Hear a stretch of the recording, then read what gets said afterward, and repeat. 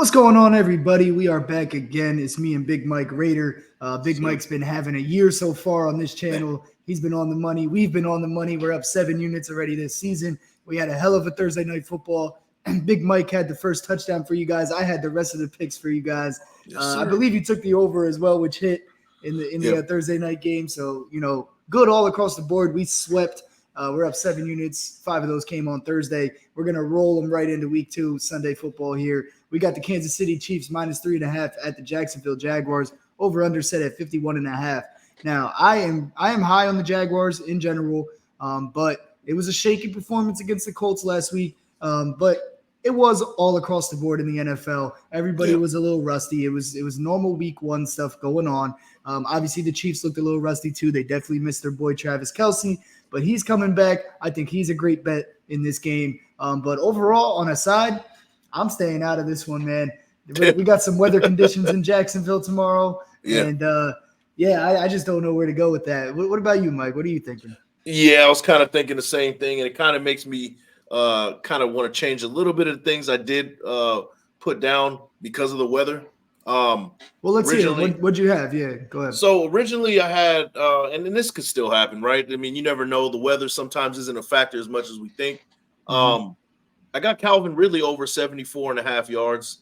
I think both offenses are going to finally get things kind of dialed up. And I think the Jaguars offense in general this year is going to be one of the tops in the league. I think agree. they got a lot of weapons from top to bottom on that roster. And I think they're going to be really like comparable to what the Chiefs do on offense as well. So look for Calvin Ridley to go over, 74 yards according to DraftKings, so -115. And then Calvin Ridley, the over for the receptions as well. On the Chiefs side, I do like Pat Mahomes to go over the rushing yards. It's 22.5. Okay. I think, and he's one of those guys that people kind of sleep on as far as his ability to kind of improvise and scramble down the field, and he does it all the time. And he does it. He's not the fastest dude in the world, but somehow he finds ways to kind of get around the defense. I was gonna say I don't think people necessarily sleep on it, and his ability to do that, because when people are running around back there and improvising, you say, oh, he looks like Aaron Rodgers out there back in the day, or That's if you're talking about right now, he looks like Patty Mahomes right now. You know what I mean? Right. When Justin Fields and Lamar are doing it back there, it's just not as flashy. That's why people don't talk about it as much. You know what I mean? Nobody's sleeping on it. They know he can do it. They know he's capable. But he's just going to kind of run straight, hit you with a little fake slide and get a couple more yards. And he's not as fast. He's not as electric when he does it, but he gets the yards. He puts the money in the bank if you bet on him at that point. You know what I mean? Yeah. Doesn't need to be flashy. Definitely, man. So as far as the game goes, I do agree with you. Chiefs -3.5. I do think they're going to win this game. They're going to have us sweating a little bit as far as that over that spread goes, though. And then the over/under, I do like the over slightly. I wouldn't for sure say over 51.5. That's kind of asking for a lot, but my gut tells me, if you were going to pick one over or under, you go with an over on this one. Yeah, I think the over is probably a good play here. The Jags, their defense did not look great.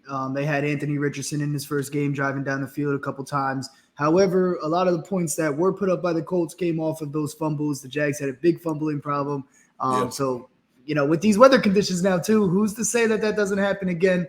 The Chiefs, on the other hand, I mean, the Lions, they kind of moved the ball pretty well as well. Obviously, they got that one pick six, so there wasn't a lot of points in that game. It was more of a nitty-gritty, first game of the season type of game. I do think that we can push towards the over in this game. This is another one. If you guys watched the last episode we just did about the Raiders and Bills game, this is a game that I would maybe tease together with the over-under, because I was just talking about it in that game, how I might, bring it down a little bit. I would bring this down a little bit too, parlay those together, and see what price I get. But the 51.5, a little too high for me to just outright rip it. As of right now, at least. I might change my mind by tomorrow. And I also want to wait before I lock anything in this game. I want to wait to see how the conditions actually look in Jacksonville tomorrow pregame and things like that. So around like 11, 12 o'clock, I'll be looking for that, and then lock some bets in from there. I think Travis Kelce is going to be involved. I think obviously Patty Mahomes is going to try to force feed him a little bit. They're going to give him his touches. His yardage is set at 80, so it's up in the 80s. It's going to be up in the 80s or high 70s no matter where you go. So I'm a little hesitant on that. I don't know how much they're going to push him down the field, how much he's going to be just running on streak routes and things like that. I don't know how his leg is, but he can do those little turnaround and pops, those little dumps, the little hot routes. So I definitely like him to get 7 catches. He's set at over under 6.5 right now. So I think I'm going to lock that one in. But again, I'm just going to wait just in case. I'm going to see what the conditions are like. Because if it's looking real bad out there, then we just flip all of our plays to the running backs. You know what I mean? Because Etienne and Pacheco are capable as well. Yeah. And you know what? You did say over 6.5 for Kelsey. I have him right at 6. It's like one of those where you're going to be like, man, I need one more. One more.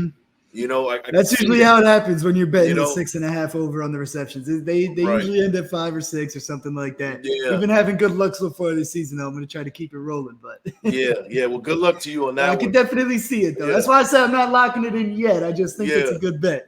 I got to put some more thought to it, you know. Yeah, for sure. But as far as first touchdown goes, I do have Kelsey getting on the board for this one. I think he's going to score for sure, and he's going to score early. Just to be like, hey, I'm back. You know, this is, get us involved early, get them involved. And on the Jaguar side, Evan Ingram on the tight end side. I do like the tight ends in the red zone. That's another guy that I think that he didn't really get dialed in with Trevor Lawrence in the last game. And I can see him getting on the board for this game as well. So that's the tough part about the Jags too, though, is the fact that they have so much firepower right now that any of these guys are good for a bet. You can tell me any of these guys are going to score first for the Jags or score in general in the game, and I'm going to say, all right, I'll put some money on that. Etienne can get in there any given day.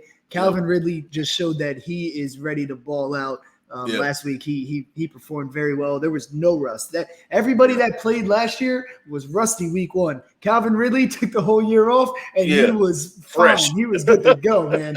It was funny. But So and then you got Zay Jones and Evan Ingram too. I mean, any of these guys can get on the board every week. I took Ingram last week in a parlay. He didn't hit, but it's all good because the other guys didn't either.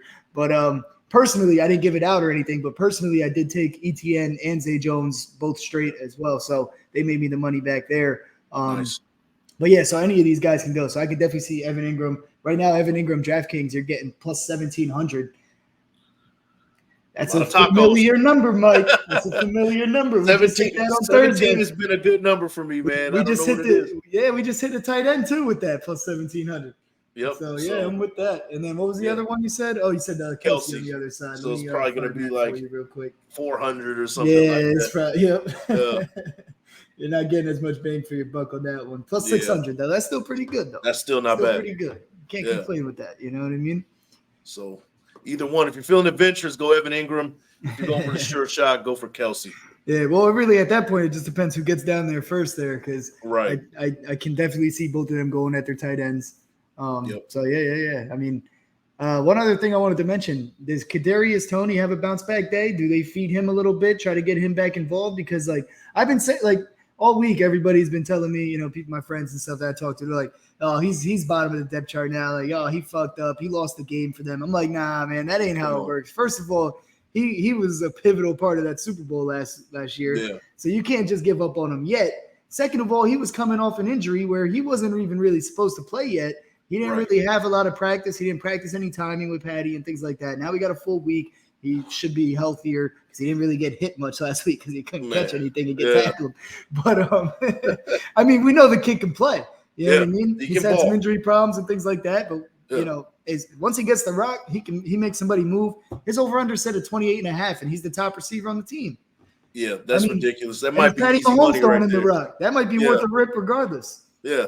If you're going to bet anything, go for over on the yards for that one for this game. Yeah, because he just catches one, makes a guy miss. He's at 25 already. Then you just need a little screen or something, And they're going to try to get him the rock. I think they got to get the confidence back in him. Yeah, teams really believe in that. Let's get the confidence back in this guy. That whole idea, and you think about some of the we were talking about casual football fans, right? Mm-hmm. Just imagine if they were in charge of a football team, how the waiver wire, how you would look.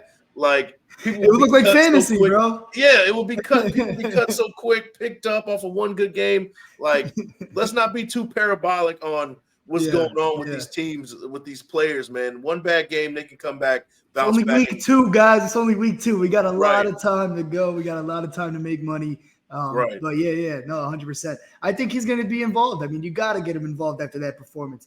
And obviously that pick 6 went right off his hands. That should have been a catch. The other big one that everyone's talking about is that third down coming across the middle.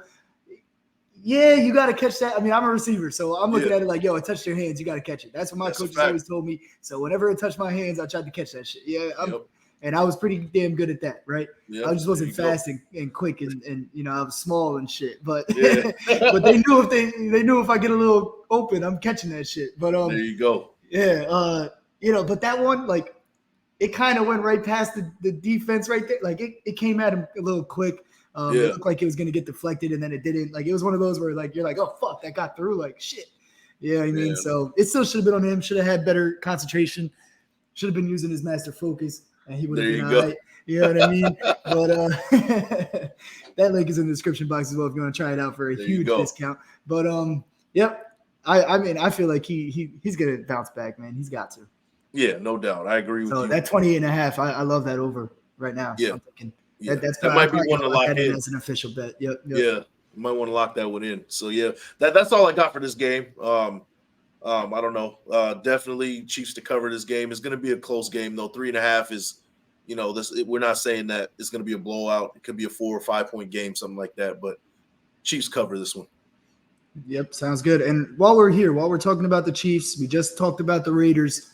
What's your week 1 overreaction or underreaction to that AFC West division there? What do you see going on? Obviously, the Chargers, they looked electric on offense, couldn't stop shit on defense.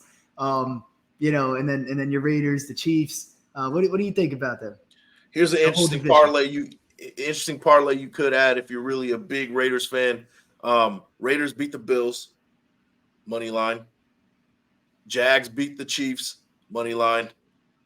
Broncos lose to the Commanders, money line, and Titans beat the Chargers. See where this is going. Money line, and the Raiders go up 2 games in the AFC West. If you really believe into something like that, you might win some big money and a nice little Raiders parlay for you. There you go. I love it. How long has it been since the Raiders had a 2-game lead in the AFC West? Ah, man, probably 20 plus years, man, to be honest with you. I'm about to say it's at least ever since Patty got there, at least, minimum. For sure. Man, yeah. So if you believe in stuff like that, go ahead and put it down. I mean, you're going to win a lot of money. That parlay is ridiculous if you're into something crazy that'd be something, man. That'd be something. Because there was a lot of hate coming with the Raiders. They had to go get Jimmy G, kind of had no choice, lost Derek Carr. They didn't want to pay him, all that. There was a lot of, we talked about it before they even played their first game, and you had a very optimistic outlook on their season. Now, if they go into Buffalo and win that game and all of these other things happen, that parlay hits. Man, a lot of tacos. I might have to give you your credit. I told you I'm going to hold out a little bit. I'm not going to hate on it, but I'm going to wait a couple weeks. We got to revisit it. But, man, that would be good for your resume for sure. Yeah, we'll see. We'll see, man. We'll see after Sunday. Sounds good. Well, guys, hit that subscribe button. Make sure you go check out that Raiders and Buffalo one. Obviously, we got Big Mike Raider in the house, and he's the Raiders expert here, our resident Raiders fan, Raiders fanatic. And the best part is he's not one of those fans that just like, I'm just a fan of the team or whatever. Like, go to his channel, dude. He does film breakdown for you, like actual film study. You're actually getting some real inside looks at what's going on the field. With the Raiders game specifically, but in general. Yes, sir. Big Mike Raider on YouTube, right? Yes, sir. Sounds good. Yeah, go hit that subscribe button there. Hit the subscribe button here, and follow us all season. We're here to make some money with you guys. We went up 55 units last year. We're up 7 units already this year. So we're just going to keep adding to the profits, baby. Let's go. Yeah. Best of luck betting this week, everybody. Yes, good luck. Good luck. Peace. Peace.